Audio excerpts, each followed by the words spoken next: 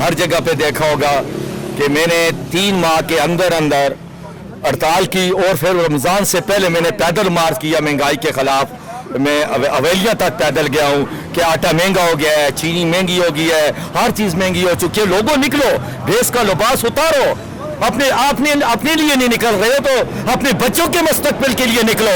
महंगाई इतनी हो चुकी है, आज चीनी 180 रुपए किलो होने वाली है, आटे का थोड़ा 32 रुपए किलो होने वाला है। मेरे भाइयों दोस्तों, हम हाथ जोड़ेंगे, खुदा के वास्ते निकलो, इस महंगाई के खिलाफ जहाद करो।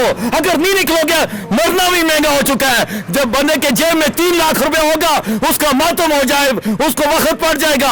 हर चीज महंगी है।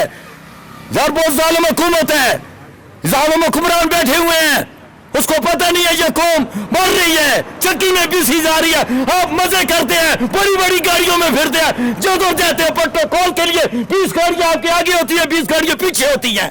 शर्म की इजा की बात है, सिर्फ हया हम लोगों को आना चाहिए।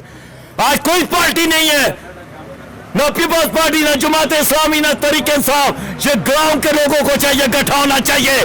पार्टियों को गोली मारो, अपने हकूक के लिए निकलो, इस महंगाई के खिलाफ जहाद करो। कोई पार्टी हमें नहीं चीज सस्ती करके देगी। जब आप रोडों पे होगे, खुदा की कसम चाहता हूं, पाकिस्तान को जाम करेंगे, ये घुटनों पार हो जाएगा वजीर आजम भी।